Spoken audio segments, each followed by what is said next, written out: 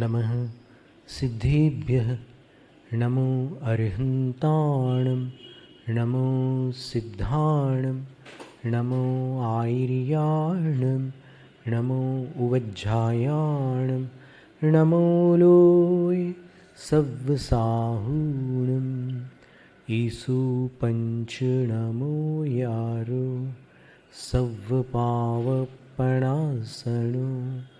मंगलाणं च सव्वेसिं पठमं हवै मंगलं चत्तारि मंगलम् अरहन्त मंगलं सिद्धमंगलं साहुमंगलं केवलिपण्णतो धम्मो मंगलं चत्तारि लोगुत्तमा अरहन्त लोगुत्तमा सिद्धलोगुत्तमा साहुलोगुत्तमा केवलिपण्णतो धम्मो लोगुत्तमा चत्तारि शरणं पव्वज्जामि अरहन्त शरणं पव्वज्जामि सिद्धशरणं पव्वज्जामि साहुशरणं पव्वज्जामि केवलिपण्णतो धम्मो शरणं पव्वज्जामि। तीन लोक और तीन काल के पांचों परमेष्ठियों को भक्तिपूर्वक प्रणाम। महादेवादिदेव परम भट्टारक अरहंत परमात्मा जिनेन्द्र प्रभु वर्तमान धर्म तीर्थ शासन नायक तीर्थंकर भगवान श्री वर्धमान महावीर स्वामी को भावपूर्ण नमस्कार। द्वादशांग श्रुत देवता स्वरूपा भगवती जिनवाणी सरस्वती देवी माता को भक्तिपूर्ण वंदन। पूर्व शताब्दी के ज्ञानी ध्यानी तपस्वी चारित्र चक्रवर्ती परम श्रद्धेय धुरंधर आचार्य शांति सागर मुनिराज को नमोस्तु। दीक्षा शिक्षा गुरु आचार्य विद्यासागर महाराज को नमोस्तु।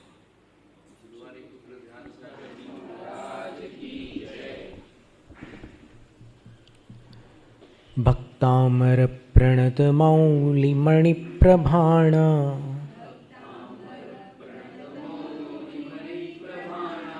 मुद्योत कंदलित पाप तमोवितानम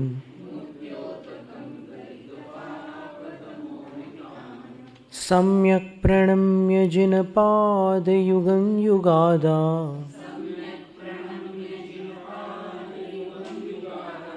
वालम्बनं भवजले पतताञ्जनानाम्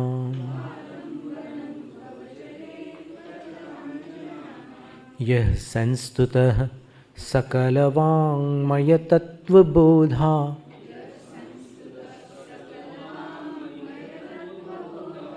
दुद्भूतबुद्धिपटुभिः सुरलोकनाथैः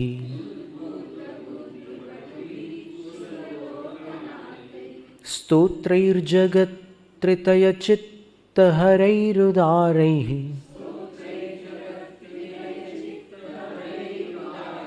स्तोष्ये किलाहमपि तं प्रथमं जिनेन्द्रम्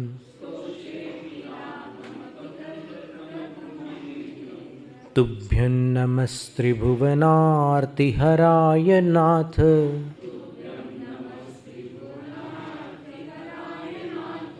तुभ्यं नमः क्षितितलामलभूषणाय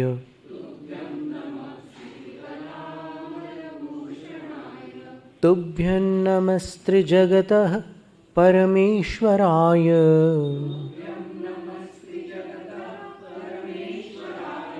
तुभ्यं नमो जिनभवो दधिशोषणाय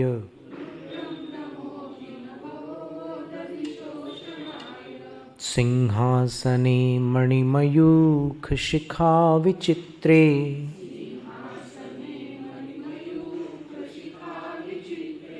विभ्राजते तव वपुः कनकावदातम्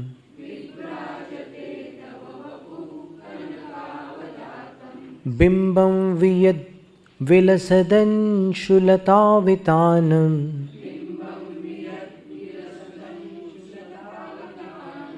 तुंगोदयाद्रिशिरसीव सहस्ररश्मिः।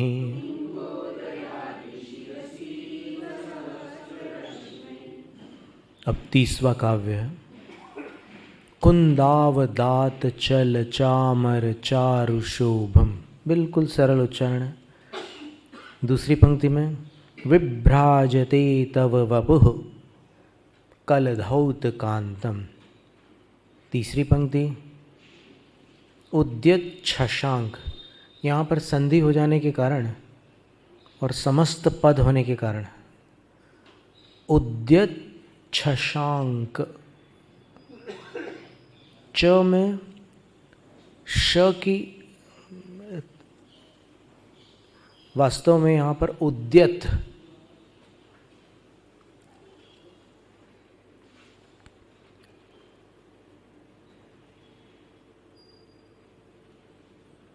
उसमें त और श होने के कारण च और छ बन गया है।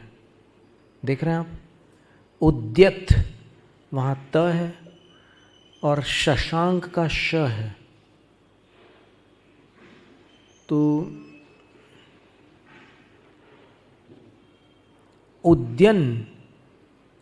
उद्यंश्चासौ शशांकः इति उद्यत शशांकः कर्मधारय समास हो गया। उगते हुए चंद्रमा के समान। अथवा यहाँ पर उद्यत का संबंध शशांक के साथ न लगाकर निर्झर वारिधार के साथ लगाना है, झरनों की जल धारा के साथ। लेकिन चूंकि समास में तो वो संधि का नियम लागू होगा, इसलिए उद्यत और शशांक में संधि तो करनी अनिवार्य है। भले अर्थापत्ति के समय अपन कर्मधारय समास न लेकर के उसका संबंध आगे धारा के साथ जोड़े। उद्यत धार का मतलब होता है प्रकट होती हुई धारा। पर कैसी धारा है? तो शशांक शुचि, चंद्रमा जैसी धवल है, शुचि है, श्वेत है। तो संधि करने के बाद क्या हो गया? उद्यच, वो च बन गया त का, और श का छ बन गया। उद्यत शशांक शुचि। इसको अपना ज्ञान प्रकट करते हुए शशांक नहीं बोलना। कभी कभी ऐसा होता है ना कि हम जानते हैं कि वहाँ से कौन सा शब्द निकलने वाला है। निकलने वाला अलग चीज़ हो गई, अभी क्या है उसको वैसा बोलना है। निकलने वाला है, शशांक शब्द ही निकलने वाला है, पर अभी उच्चारण में उसको शशांक उच्चारित न करके उद्यत शशांक बोलना है। छ उद्यत शशांक शुचि निर्झर वारिधार मुच्चैस्तटन सुरगिरेरिव शातकौंभम। लय में पढ़ के देखते हैं। कुंदावदात चल चामर चारु शोभम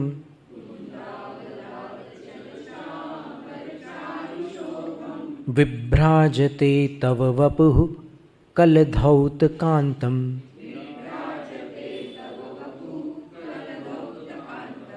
उद्यत शशांक शुचि निर्झर वारिधार।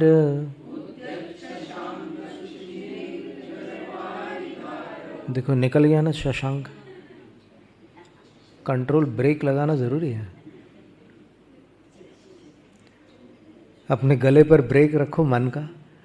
उद्यत शशांक शुचि निर्झर वारिधार।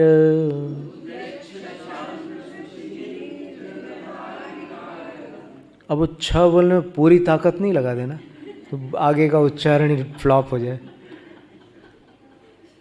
उद्यत शशांक शुचि निर्झर वारिधार।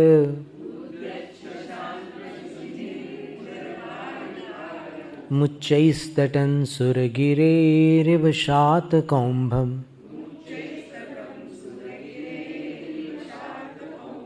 शांत नहीं, शातकौम्भम। शतकुंभ स्वर्ण का पर्यायवाची शब्द है, उससे ये शातकौम्भम शब्द बना है। शतकुंभस्य इदम इति शातकौम्भम, स्वर्णमय। अब मंद गति से पाठ करते हैं। कुंदावदात चल चामर चारु शोभम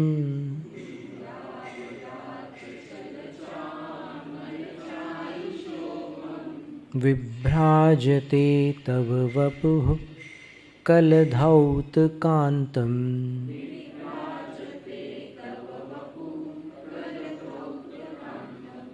उद्यच्छशांक शुचिनिर्झरवारी धार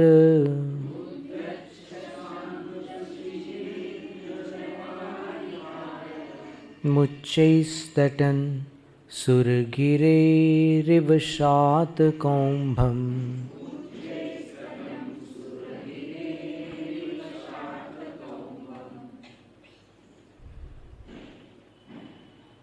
कुंदावदात, कुंद पुष्प होता है, श्वेत वर्ण का पुष्प है, उसके समान श्वेत। कुंद के समान अवदात अर्थात धवल। पिछले काव्य में कनकावदातम शब्द था, तो कनक के समान पीत, वहाँ अवदात का अर्थ पीत हो जाता है। और यहाँ पर चूँकि पुष्प धवल है, इसलिए अवदात का अर्थ श्वेत लेना। कुंद के समान धवल। चल चामर, चल चामर का अर्थ होता है जो चामर चल है, अचल नहीं है।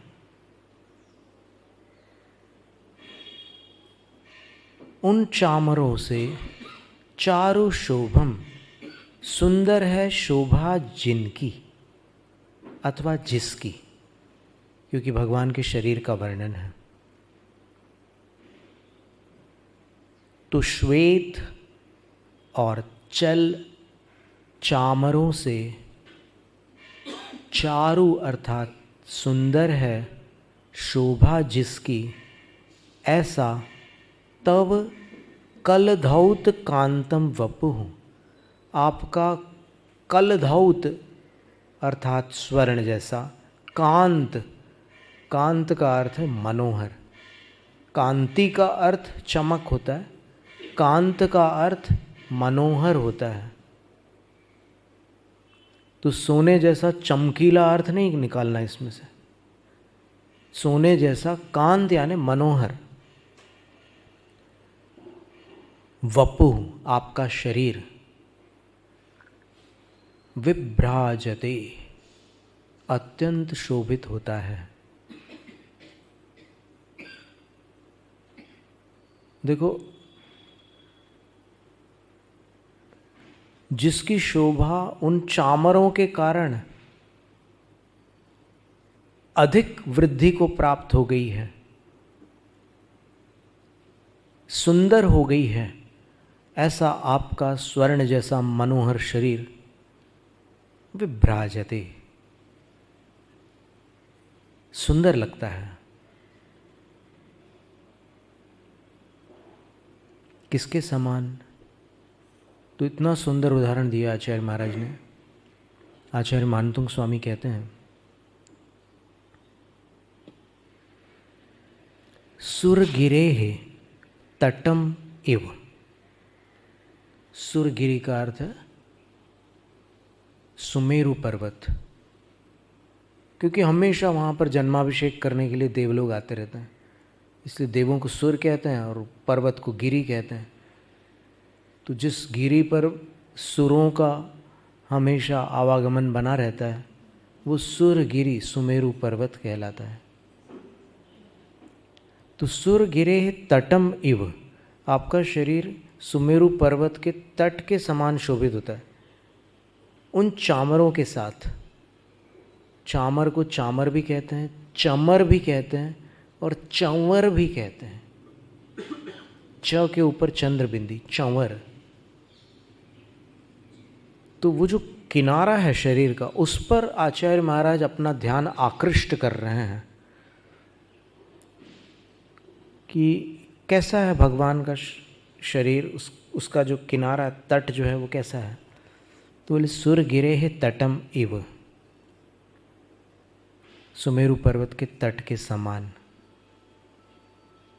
विभ्राजते, आपका शरीर शोभित होता है।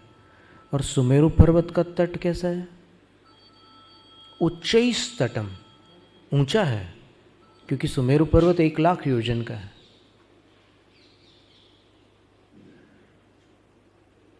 एक 1,000 योजन उसकी जड़ है, तो ऐसे ऊपर 90,000 योजन है, और अंतिम जो 40 योजन है वो उसकी चूलिका है।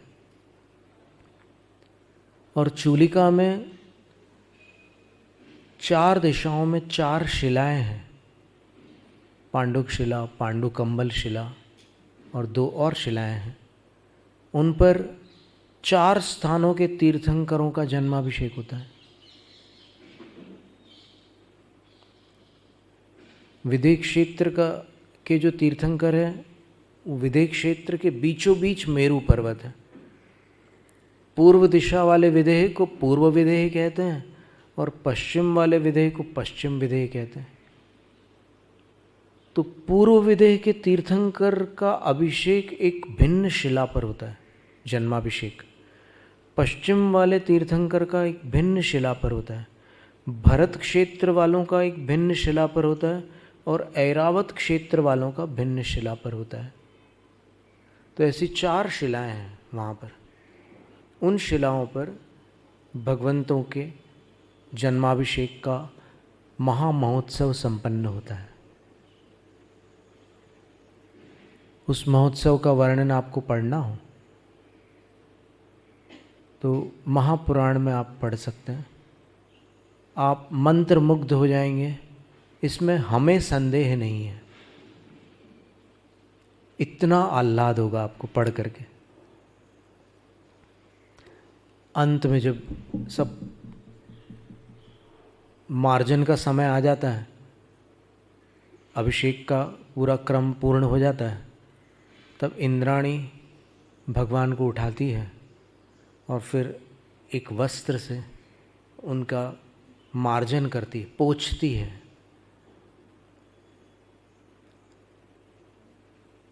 तो उनके गाल पोंछते पोंछते वो थक जाती है, तब इंद्र का ध्यान उधर आकृष्ट होता है और इंद्र मुस्कुराने लग जाता है। तो इंद्राणी पूछती है कि आपको हंसी आ रही है और मुझे परिश्रम हो रहा है, ये पानी की बूंद अलग ही नहीं हो रही है बोले। तो फिर इंद्र कहते हैं कि बस उसी पर तो मुझे हंसी आ रही है, वस्तुतः वो जल कण नहीं है, वो भगवान का मुखड़ा इतना स्वच्छ है कि तुम्हारे आभूषण उसमें प्रतिबिंबित हो रहे हैं और तुम उन आभूषणों के प्रतिबिंब को जलकण समझ रही हो, इसलिए मुझे हंसी आ रही है बोले। जल तो तुमने साफ कर ही दिया है। ऐसा सारा वर्णन आप अगर महापुराण में पढ़ लो तो एकदम आनंद आ जाएगा। पहले ही भाग में मिल जाएगा आपको भगवान के जन्माभिषेक का चित्रण। तो उस समय क्या होता है कि सुमेरु पर्वत जो है उसका जो तट है, किनारा है, वो कैसा लगता है बोले उद्यत शशांक शुचि निर्झर वारिधार। वो ऊंचा जो तट है सुमेरु पर्वत का, वो चंद्रमा के समान शुचि, धवल, निर्झर वारिधार, झरनों की जल धाराओं से युक्त वह सुमेरु पर्वत का उन्नत तट होता है। लेकिन वो उद्यत, प्रकट होती हुई धाराएं सुमेरु पर्वत के तट से प्रस्फुटित हो रही है, ऐसे तट का वर्णन है। और वैसा कब होता है? जब देवलोग 1008 कलश वैसे तो लाखों कलशों से अभिषेक होता है भगवान का, इस बात का स्मरण रखिएगा। आप इस भ्रांति में कदापि मत रहना कि 1008 कलशों से अभिषेक होता है भगवान का। 1008 कलशों से तो केवल इंद्र करता है अभिषेक।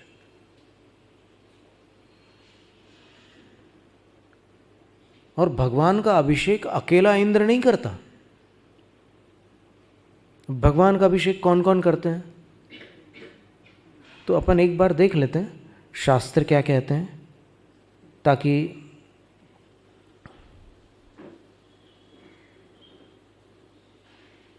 अंदर से तृप्ति हो जाए। कभी कभी क्या होता है कि किसी के मुख से वर्णन सुनो और साक्षात आचार्य की वाणी सुनो, थोड़ा सा अंतर पड़ जाता है। तो साक्षात आचार्य के वचन जब सुनते हैं तो हृदय अत्यधिक प्रफुल्लित होता है।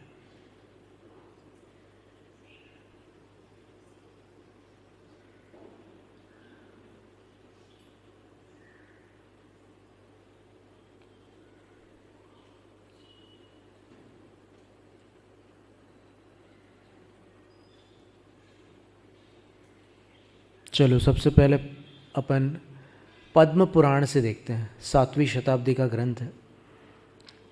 अभिषेकं जिनेन्द्रस्य चकारत्रिदशाधिपः कृत्वा वैक्रिय सामर्थ्या दात्मानं बहुविग्रहम्। सर्वप्रथम जिनेन्द्र का अभिषेक त्रिदशाधिपः चकार, देवों के इंद्र ने किया। कैसे करके किया?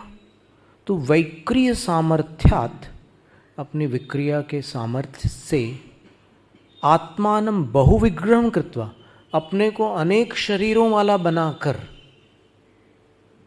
इंद्र ने जिनेन्द्र का अभिषेक किया। जिनेन्द्र से लिखा है, अनुवाद में जिन बालक लिखने लग गए पंडित लोग। एक भी आचार्य भगवान को बालक नहीं लिखते, भगवान ही लिखते हैं, क्योंकि वो अभिषेक बालक का नहीं हो रहा है। भले पर्याय बालक की है, लेकिन अभिषेक भगवान का होता है। अगर बालक का अभिषेक होता तो फिर अपना भी होता और किसी का भी होता। कितने लोगों ने जन्म लिया इस धरती पर, क्यों नहीं हुआ सबका? तो उत्तर है कि अभिषेक बालक का नहीं, तीर्थंकर का होता है। फिर आप गुणस्थान की दृष्टि से विचार करोगे कि तीर्थंकर प्रकृति का उदीर्णोदय 13वें गुणस्थान में होता है, प्रदेशोदय 4थे गुणस्थान से शुरू हो जाता है। तो अभी उदीर्णोदय हुआ नहीं, 13वां गुणस्थान आया नहीं, और फिर ये तीर्थंकर कैसे हो गए? तो फिर इसका सरल सा उत्तर है कि नए और निक्षेपों का ज्ञान न होने के कारण ही यह प्रश्न उत्पन्न हुआ है। यदि नए और निक्षेपों का ज्ञान हो तो फिर वो तीर्थंकर ही है जिनके 5 कल्याणक हो रहे हैं। वरना अगर एवं भूत नए से ही आप कल्याणक मानोगे तो फिर ज्ञान कल्याणक के समय होगा और तभी वो तीर्थंकर कहलाएंगे, उससे पहले तीर्थंकर नहीं कहलाएंगे। लेकिन नयगम नए, संग्रह नए आदि अनेक नए ऐसे हैं जो उनको शुरू से तीर्थंकर मानते हैं। अभी देव पर्याय में है, 6 महीने पहले से रत्न वृष्टि आदि होने लग गई है, तो तीर्थंकर आने वाले हैं। क्या मतलब? तीर्थंकर आने वाले हैं, इस वाक्य का मतलब क्या हुआ? 13वें गुणस्थानवर्ती तीर्थंकर आने वाले हैं क्या? प्रश्न ही नहीं उठता। वो तो 4थे गुणस्थान वाले आने वाले हैं। लेकिन चूंकि उनकी आत्मा में तीर्थंकर नामक प्रकृष्ट पुण्य प्रकृति के परमाणु बद्ध है और उनका प्रदेशोदय तो प्रारंभ हो ही चुका है अंतर्मुहूर्त में, तो वो तीर्थंकर कहे जाते हैं। आचार्य विद्यासागर महाराज का जन्म कहाँ हुआ? सद लगा में, जिस नए से वो सद लगा में जन्मे हैं उस नए को तो समझो। ज़्यादा होशियारी क्यों दिखा रहे हो कि वो आचार्य थोड़ी थे पैदा होते समय? नहीं थे। कौन कह रहा है पैदा होते समय आचार्य थे? क्या किसी ने भी कहा? क्या किसी ने कहा हो तो फिर पूरे हिंदुस्तान में हाथ उठवा लो, किसी ने कहा हो तो। कोई नहीं कह सकता कि पैदा होते ही आचार्य थे। लेकिन ये कथन 7 नयों में आता है और उसको न समझने के कारण ये चतुराई आती है नासमझों के दिमाग में। इसलिए अपन नासमझ क्यों बने? इतनी महान समझ से संपन्न आचार्यों की बात स्वीकार करते हुए समझदार क्यों न बने? अनादि से तो नासमझ है ही, अब और एक नई नासमझी आ जाएगी कि नहीं तीर्थंकर तो 13वें गुण स्थान में होते हैं। तो फिर ये सारे आचार्य जो थे वो अनजान थे क्या? ये रविशेन आचार्य कह रहे हैं जिनेन्द्र से अभिषेकम चकार, जिनेन्द्र का अभिषेक इंद्र ने किया, तो वहाँ समवसरण में जाकर किया क्या अभिषेक? तो उसको द्रव्य निक्षेप लगाओ आप और नैगम नय लगाओ, आपको समझ में आ जाएगा कि ये सब बातें बिल्कुल योग्य हैं। और भगवान का जिस पांडुक शिला पर अभिषेक होता है उस शिला की 8 द्रव्यों से देव लोग पहले पूजा कर लेते हैं, उसके बाद फिर जिनेन्द्र भगवान का अभिषेक किया जाता है। तो वो पत्थर की पूजा कैसे कर सकते हैं देव लोग? और उस पत्थर में ऐसी कौन सी पूज्यता है बताओ कि देव लोग द्रव्य चढ़ा करके उनकी पूजा कर रहे हैं? ये जो वर्णन है शास्त्रों में, अब देखो जहाँ है वहीं की बात कर रहे हैं, जहाँ नहीं है वहाँ पर कोई चर्चा ही नहीं है। तो वो कर रहे हैं तो कोई तो दृष्टि होगी ना। आप अनेकांत लगाओ, स्याद्वाद लगाओ। अनेकांत और स्याद्वाद के अभाव में एकांत और हठवाद जन्म लेते हैं। और एकांत और हठवाद जो है वो एक दूसरों को दूर करते हैं, भाई भाई को परस्पर विरोधी बना देते हैं। तो उसको हटा दो। कुछ मतभेद तो रहते ही हैं सबके दिमाग में। ये हमने पहले भी कहा था कि एक व्यक्ति जो संगीत प्रेमी है उसमें से किसी को राग भोपाली पसंद है, किसी को यमन पसंद है, किसी को मालकौंस पसंद है। तो इसको लेकर लड़ोगे क्या? यार तुम भोपाली वाले हो, चलो हटो, ऐसा बोलोगे क्या? कैसे बोल सकते हो? वो संगीत प्रेमी है। इसी प्रकार अपन जिनेन्द्र प्रेमी हैं। तो फिर मतभेद होते हुए भी मन भेद क्यों रखा जाए? मन भेद मनुष्य को दुर्बल बनाता है। मतभेद से कोई दुर्बल नहीं बनता, मन भेद होने से दुर्बलता आती है। इसलिए मन भेद को हटा दो। मतभेद हो तो हो, कोई बात नहीं। वो आपकी विवक्षा को समझ ले, आप उसकी विवक्षा को समझ लो, दोनों एक दूसरे के अभिप्राय को समझ लो, खत्म काम। कोई चावल पहले लेता है, कोई रोटी पहले लेता है।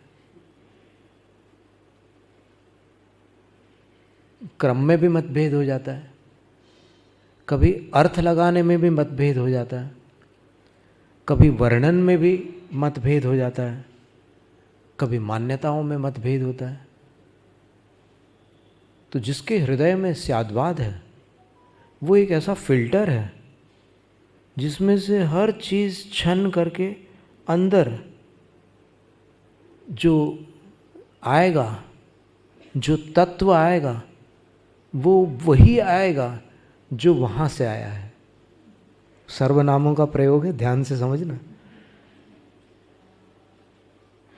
और अगर एकांतवाद होगा तो फिर वो फिल्टर ही नहीं हो सकता,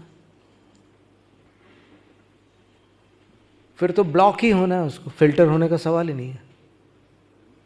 तो यहां पर लिखा है कि जिनेन्द्र का अभिषेक इंद्र करता है और विक्रिया की शक्ति से अपने को अनेक शरीर वाला बना कर करता है। ये पहली बात हो गई। 184 क्रमांक श्लोक है, पर्व क्रमांक 3 है। आगे चलते हैं। 1008 कलशों से इंद्र ने अभिषेक कर लिया। अब बस समाप्त हो गया अभिषेक भगवान का।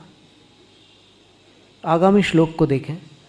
यमो वैश्रवणः सोमो वरुणोन्ये च नाकिनः शेषशक्रादयः सर्वे चक्रुर्भक्त्याभिषेचनम्। इंद्र के पश्चात यम, वैश्रवण अर्थात कुबेर, सोम और वरुण, इन 4 लोकपालों ने, और अन्य च नाकिनः, अन्य जो सामानिक त्रायस्त्रिंश पारिषद आदि जो देव हैं उन्होंने, और ये तो सौधर्म इंद्र से जुड़े हुए देव हो गए, शेष शक्रादय, बाकी इंद्र और उनके परिवार के देवों ने भी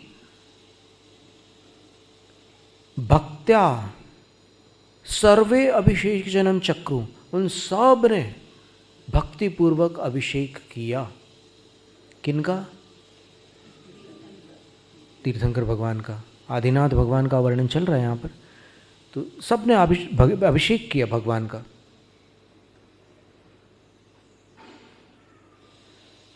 और वो अभिषेक 1008 कलशों से नहीं हुआ, किंतु सैकड़ों, हजारों, लाखों कलशों से हुआ है। ये भी आगे की एक अपभ्रंश कारिका में हम बताते हैं। अब इसके बाद बिल्कुल लगा हुआ श्लोक है 185 के बाद 186। 186 में क्या लिखा है? इंद्राणी प्रमुखा देव्यः सद्गंधैरनुलेपनैः चक्रुरुद्वर्तनं भक्त्या करैः पल्लवकोमलैः महीध्रमिव तन्नाथं कुम्भैर्जलधरैरिव अभिषिच्य समारब्धाः कर्तुमस्य विभूषणम्। 187। तो प्रारंभ के 2 श्लोक में आचार्य ने इंद्र और शेष देवों द्वारा अभिषेक का चित्रण संपन्न किया। अब इंद्राणी है प्रमुख, जिनमें ऐसी देवियों ने भक्त्या, भक्तिपूर्वक, सद्गंधैः अनुलेपनैः, सुगंधित उबटनों के द्वारा, पल्लव कोमलैः करैः, नवीन पत्तों के समान कोमल हाथों से, जिनेन्द्रस्य उद्वर्तनम चक्रु, जिनेन्द्र भगवान का उबटन किया। ठीक है। इंद्राणी आदि देवियों ने सुगंधित अनुलेपनों से नवीन पत्तों के समान कोमल अपने हाथों द्वारा भक्तिपूर्वक जिनेन्द्र भगवान का उबटन किया। ठीक है। उबटन करके चली गई क्या? नहीं, अभी आगे और थोड़ा कार्यक्रम बचा हुआ है। महीद्रमिव तम नाथम, आदिनाथ भगवान जब अपनी पूरी ऊंचाई को प्राप्त हो गए तब 500 धनुष के थे।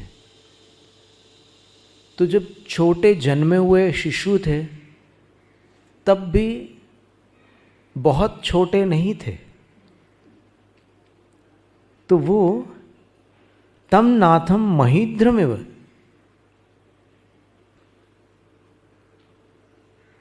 जैसे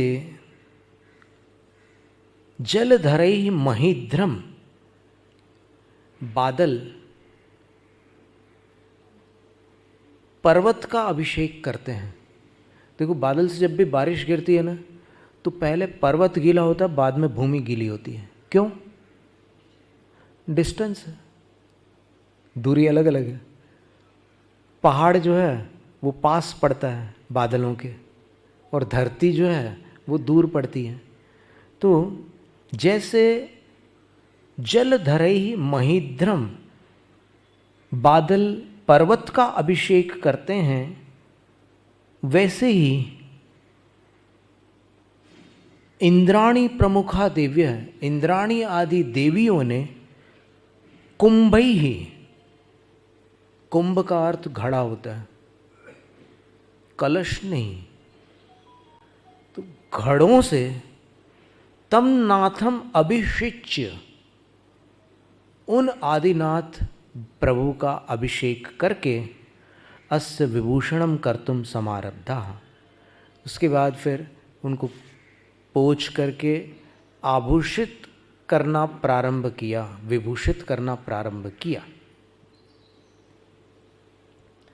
तो यहाँ पर क्या सिद्ध हुआ कि अकेला इंद्र अभिषेक नहीं करता, अनेक देवगण अभिषेक करते हैं और इंद्राणियाँ उपटन लगाने के बाद फिर से अभिषेक करती हैं, और अभिषेक करने के बाद भगवान को मार्जित करके फिर उनको आभूषण पहनाती हैं, विभूषित करती हैं।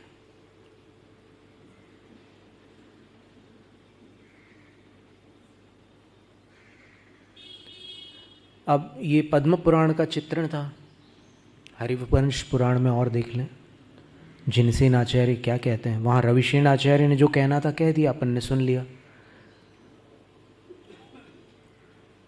हरिवंश पुराण के 8वें सर्ग में काव्य क्रमांक 171 से 174 तक आचार्य लिखते हैं, इंद्र सामानिकानिक लोकपालादयो मराः क्रमेण चक्रुरम्भोभि रभिषेकं पयोम्बुधेः।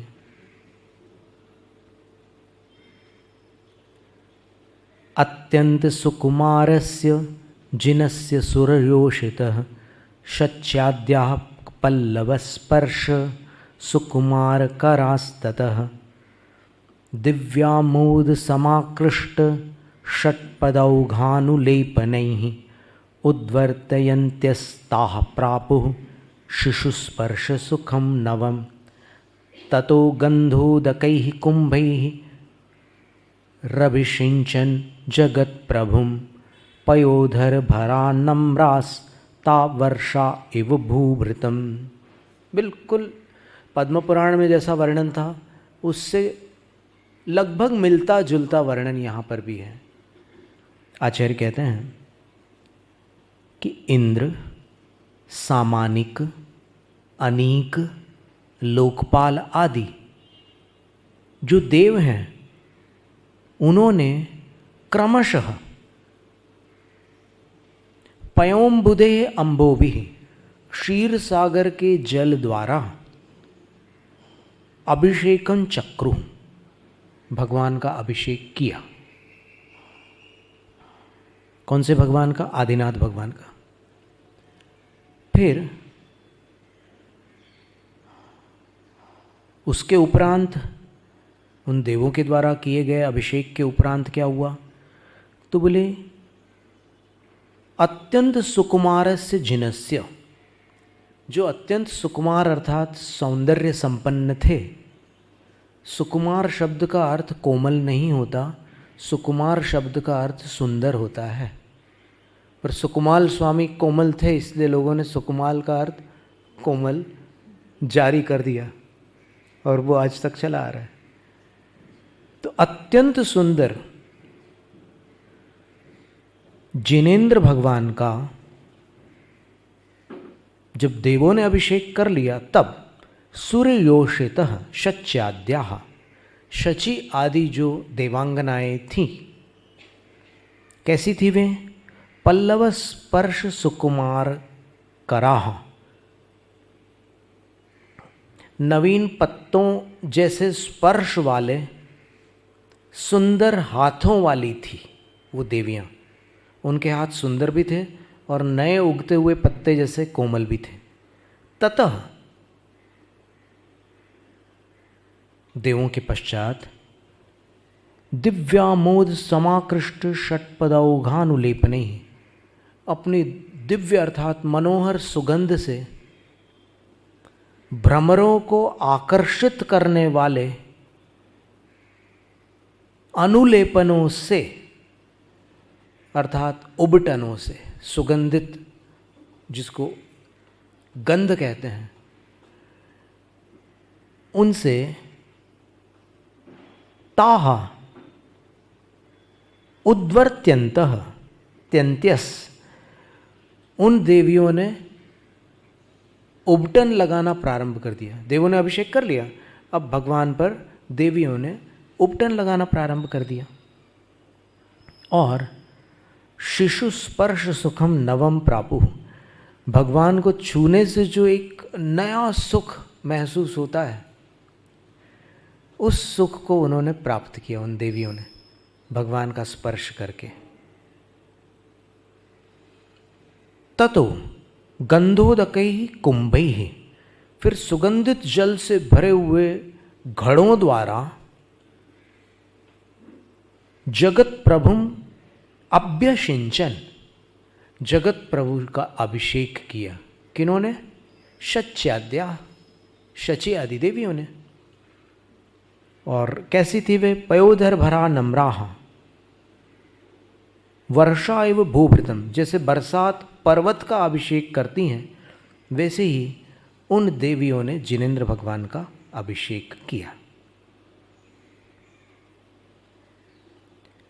अब नेमिनाथ भगवान के अभिषेक का वर्णन करते हुए भी हरिवंश पुराण में लिखा है, ततः सुरपति स्त्रियः जिनमुपेत्य शच्यादयः सुगंधि तनुपूर्वकैर्मृदुकराः समुद्वर्तनं प्रचक्रुरभिषेचनं शुभपयोभिरुच्चैर्घटैः पयोधरभरैर्निजैर्ऋवसमं समावर्जितैः।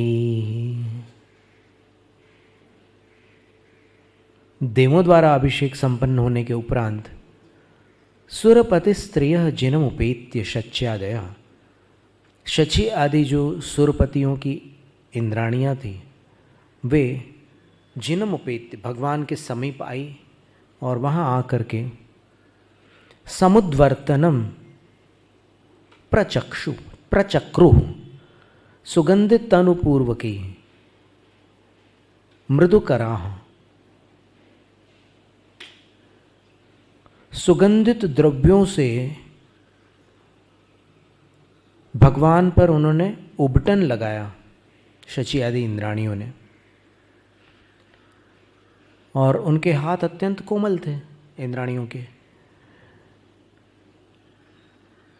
और झुककर शुभ पयो भी उच्चैर घटे ही, प्रशस्त जल वाले उस क्षीर सागर के जल से भरे हुए बड़े बड़े घड़ों से एक साथ अभिषेचनन चक्र प्रचक्रु, भली प्रकार अभिषेक किया। तो बात इस चामर प्रातिहार्य की चल रही है, तो उस समय सुमेरु पर्वत कैसा दिखता है उसको लेकर के ये सारा वर्णन अपन पढ़ रहे हैं कि जब इतने घड़ों से जब भगवान का अभिषेक होता है, लाखों घड़ों से, तब सुमेरु पर्वत कैसा लगता है, उसका चित्रण है।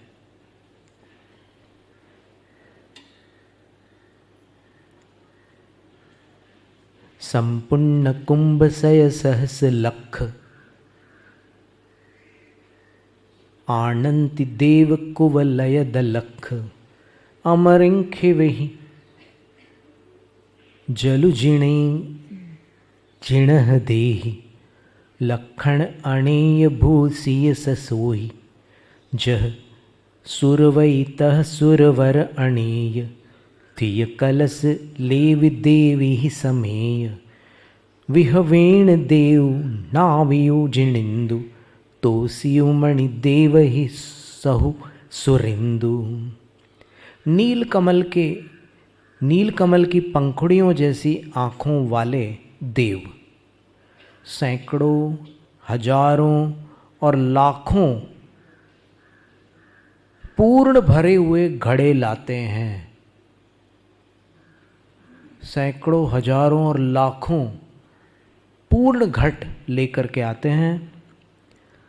देव अनेक लक्षणों से भूषित और शोभा सहित जिनेंद्र की देह पर जल डालते हैं।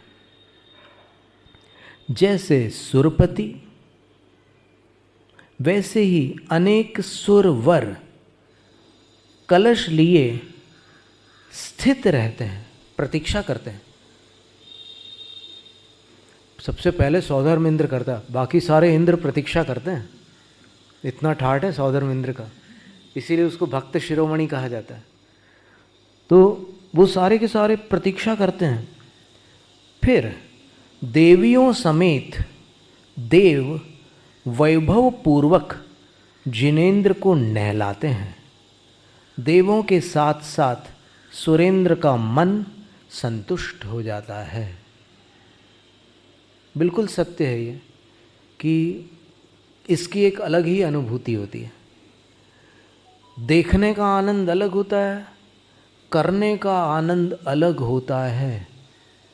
जिनको दोनों का अनुभव है वो तुलना करके उस अनुभूति का स्मरण कर सकते हैं। आनंद दोनों में आता है। ऐसा नहीं लगता कि बस अब हमने ये कर लिया तो वो ना करें, वो कर लिया तो ये ना करें, ऐसा लगता ही नहीं है। दोनों की भावना होती है। तो इस तरह जब इतने सारे घड़ों से क्षीर सागर का जल भगवान जिनेंद्र के ऊपर पड़ता है तो भगवान जिनेंद्र कैसे सहन करते होंगे? तो इसका उत्तर प्रतिक्रमण ग्रंथ त्रयी में दिया है और पद्म पुराण में भी दिया है कि जो पहला घड़ा है वो जब सौधर्म इंद्र भगवान पर डालने जा रहा होता है तब उसको थोड़ा संकोच होता है कि डालूं या नहीं। तो जब विलंब होने लगता है तो वो महावीर स्वामी जो सबसे छोटे थे तीर्थंकरों में, अवगाहना की अपेक्षा से उनकी आकृति सबसे कम थी, तो जब वो देखते हैं कि सब तैयार खड़े हुए हैं लेकिन ऊपर से पानी आ नहीं रहा है, क्या बात है, ऐसे देखते हैं तो देखते ही साथ वो समझ जाते हैं कि इंद्र आशंकित है अर्थात भयभीत है। चलो कोई बात नहीं, इसको अभी अभय प्रदान करते हैं, इसका भय दूर किए देते हैं। और वो बाएं पैर के अंगूठा पांडुक शिला से ऐसे मार देते हैं। संपूर्ण सुमेरु पर्वत कंपित हो जाता है। इंद्र को लगता है कि अरे भगवान है, ये तीर्थंकर है, जन्म के 10 अतिशयों में अतुलित बल नाम का भी एक अतिशय है, तो इनको तो कोई फर्क नहीं पड़ने वाला। इन हजारों लाखों घड़ों की जल धाराओं से इनको तो कुछ भी नहीं होने वाला है। फिर धूमधाम से अभिषेक करते बिल्कुल निसंकोच। और कभी कुछ देव जो निकट आ जाते थे भगवान के, आदिनाथ भगवान के अभिषेक के वर्णन में एक ऐसा चित्रण आया है कि कुछ देव एकदम उत्साह में, ऐसा होता है ना कई बार उत्साह में लोग एकदम आगे आना चाहते हैं, तो कुछ देव जो आगे आ जाते थे और भगवान की श्वास परिधि में आते थे, तो जब भगवान सांस छोड़ते थे तो वो देव मक्खियों के समान ऐसे उड़ करके कहीं से कहीं दूर चले जाते थे। तो वो भी एक बड़ा अद्भुत मनोरम दृश्य होता था कि देखो भगवान के अभिषेक महोत्सव में ये भी एक घटनाक्रम है। और उनको आनंद भी आता था, उन देवों को वो इतनी खुशबू आती थी, भगवान की सांस जो छोड़ते थे भगवान, वो बिल्कुल सुगंध से भरपूर खुश होती थी, योजनों तक खुशबू फैल जाए उससे। ऐसा अद्भुत चित्रण है। अब जो भी हो, अपने सामने तो शास्त्र के वचन हैं और अपन श्रद्धालु लोग हैं, अपन उन आचार्यों से बड़े ज्ञानी नहीं हैं, तो अपना तो केवल हाथ जोड़ करके श्रद्धा करने का कार्य है। तो अपन उस पर श्रद्धा से स्वीकार करते हैं कि सब जो भी लिखा है वो ठीक है, हमारे हृदय से हम उसको अपने हृदय में स्थान देते हैं और हमें अच्छा भी लग रहा है। वो सारी बातें सुन कर के भी अच्छी लगती है, पढ़ कर के भी अच्छी लगती है और हृदय में धारण करके भी अच्छी लगती है, और उसमें कोई अशुभ का समावेश भी नहीं होता, तो सातिशय पुण्य भी होता है, पाप भी कटते हैं। तो यहाँ पर आचार्य कह रहे हैं कि उस समय वो जो जल धाराएं होती हैं, पूरे झरने बह जाते हैं सुमेरु पर्वत पर। वो पीला सुमेरु पर्वत सफ़ेद हो जाता है, क्षीर सागर के जल की धाराओं से सफ़ेद हो जाता है। और जब वो धाराएं किसी पाषाण खंड आदि से टकराती हैं तो फिर छींटे भी उछलते हैं। कुछ छींटे ऐसे ऊपर की तरफ जाते हैं, धाराएं नीचे की तरफ जाती है। तो आचार्य कह रहे हैं कि उस समय वो पर्वत का जो तट है उसको देखना, बीच में मत देखना। वो पूरा सफ़ेद है हमें मालूम है, लेकिन किनारे को देखना। है तो गोल्डन, सुमेरु पर्वत तो स्वर्णमय ही है, तो किनारे को देखने पर वो जो छींटे उड़ रहे हैं और वो ऐसे उछट करके नीचे आ रहे हैं, वो जो दृश्य है वो अलग ही दृश्य है। बस चंवर के साथ आपको देखकर ऐसा ही लगता है। आचार्य मानतुम स्वामी आदिनाथ प्रभु से कह रहे हैं कि हे भगवान, आप तो सुमेरु पर्वत जैसे लगते हो, आपके जो तट है यानी ये जो भुजा वाले भाग और बाकी ये सुमेरु के तट के समान लगते हैं। और वो सुमेरु पर जो अभिषेक काल में झरने बहते हैं, आपके आसपास जो चंवर हैं वो उन झरनों के समान लगते हैं। तो उससे आपकी शोभा वृद्धिंगत हो जाती है और अधिक सुंदर हो जाती है। और विशेष बात यह है कि वो चंवर दोनों तरफ है, संख्या में एक ओर 32, दूसरी ओर 32। और चंवर को पकड़ने वाले कौन है?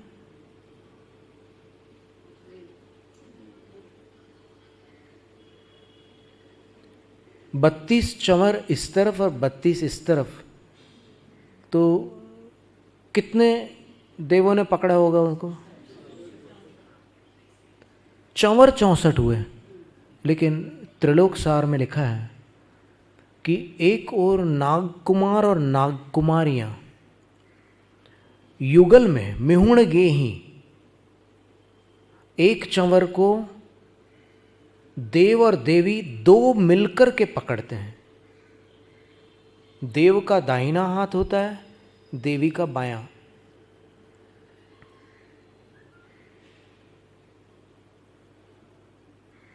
कोलैबोरेशन में होता है काम, सिंगल वाला नहीं होता। और चंवर की जो गति है उस पर ध्यान दीजिएगा। अभी चंवर का बड़ा प्रचार चल रहा है, लेकिन उसकी जो गति है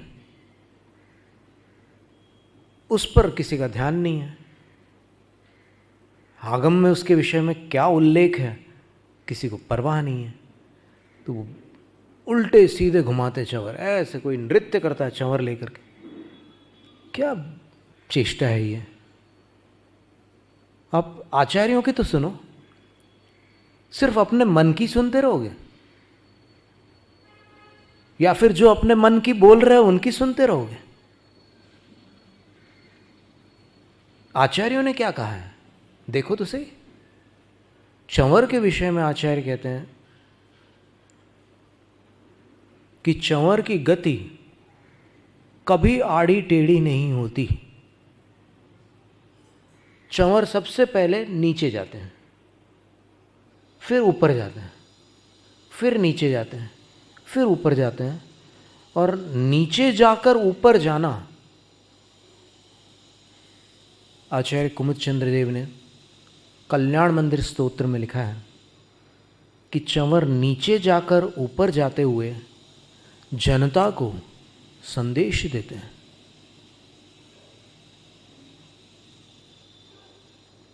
कि जो इनके चरणों में नतमस्तक होगा उसकी विशुद्धि भी ऊर्ध्वगामी होगी और वो भी या तो देवलोक को प्राप्त होगा, और अगर दीक्षा लेकर अपना आत्मकल्याण कर ले, पूरे 8 कर्मों से छुटकारा प्राप्त कर ले, तो फिर सिद्धालय चला जाएगा। तो नीचे जाकर ऊपर जाने का ये रहस्य है। अब वो चंवर किसी के भी हाथ में दे दो, वो ऐसे ऐसे चालू हो जाता है। पता नहीं कहाँ से ऐसी शिक्षा प्राप्त की उन्होंने, और कोई सिखाने वाला भी नहीं है, क्योंकि आगम को पढ़ने वाले ही दुर्लभ हो गए हैं। मनमानी हो रही है, जिनवाणी की बात ही नहीं सुन रहा कोई। तो ऐसे नीचे जाते हैं, फिर ऊपर आते हैं, फिर नीचे जाते हैं, फिर ऊपर आते हैं। ऐसे तो जाने का सवाल ही नहीं उठता है। वो पंखा थोड़ी है कि ऐसे ऐसे आप उसको पंखे के समान कर रहे हो। वो जो संसारी प्राणी है उसको पंखा की आदत पड़ रहती है, चंवर कहाँ मिला उसको कभी तो उल्टी सीधी गति करते।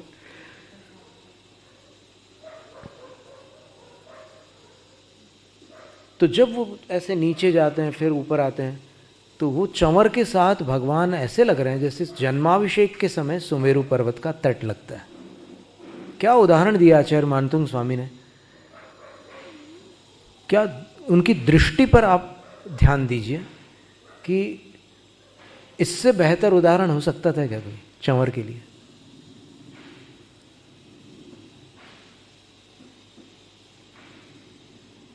धवल कुंद सम 64 चामर, नीचे ऊपर हो अभिराम। अब देखिए 64 की गिनती बता रहे हैं यहाँ पर, तो एक तरफ 32, दूसरी तरफ 32। इधर नागकुमार और नागकुमारियों ने मिलकर 32 चंवर पकड़े हैं, तो कितनी संख्या हुई इनकी? ये 64 हो गए, देव और देवी मिला करके 64 हो गए। उसमें 32 देव है और 32 देवियां हैं, और इधर यक्ष देवों के जोड़े हैं। 32 यक्ष है और 32 यक्षियां हैं, तो कुल कितने हो गए? 128 होते हैं। और वो क्या दृश्य होता होगा। अब कभी मान लो पहले, कई जन्मों पहले कभी अपन समवसरण गए हो, तो भगवान से प्रार्थना करो कि जाति स्मरण हो जाए तो वो दृश्य आंखों में आ जाए। सुनकर ही जिसमें इतना आनंद आ रहा है, तो उसका स्मरण करके अथवा देख करके कितना आनंद आता होगा। वो एकदम अलौकिक दृश्य होता है। ऐसा दृश्य कहीं नहीं हो सकता, इतना अद्भुत होता है दृश्य।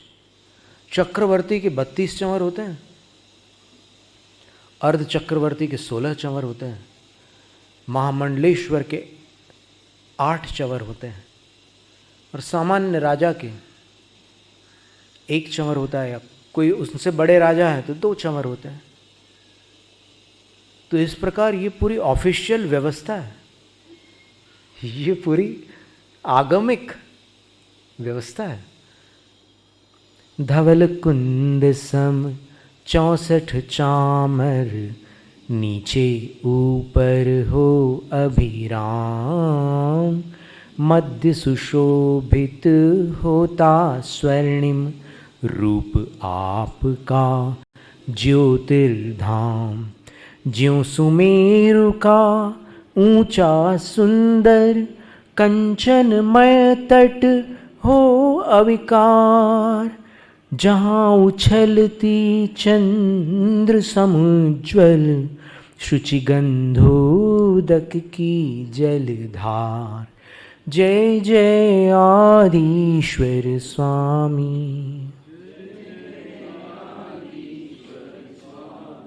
घट घट के अंतर्यामी। जय जय आदिश्वर स्वामी। शिवपथ गामी जगनामी। अरिहंत को नमन, अरिहंत को नमन। सिद्ध प्रभु को नमन, सिद्ध प्रभु को नमन। आचार्य को नमन, आचार्य को नमन। उपाध्याय को नमन, उपाध्याय को नमन। सर्व साधु को नमन, सर्व साधु को नमन। ये है मेरे पंच गुरु, इनको सदा नमन। इनके नमन से हो मुक्ति पथ पे गमन। इनकी ही भक्ति में हो मेरे मन वचन। अरिहंत जय जय, सिद्ध प्रभु जय जय। साधु जन जय जय, जिन धर्म जय जय। अरिहंत मंगल, सिद्ध प्रभु मंगल। साधु जन मंगल, जिन धर्म मंगल। अरिहंत उत्तम, सिद्ध प्रभु उत्तम।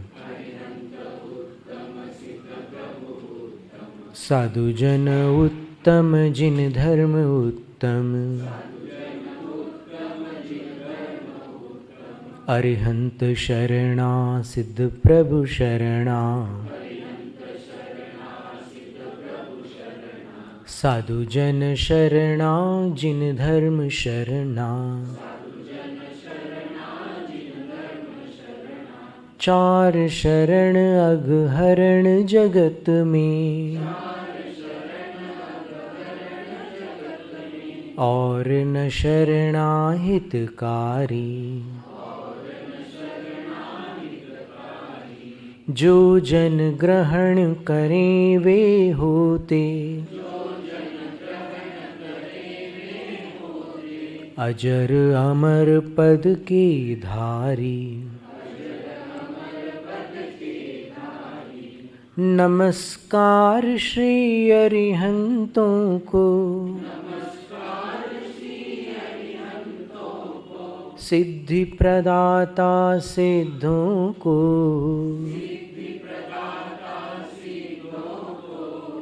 आचार्यों को, उपाध्यायों को। सर्वलोक के संतों को।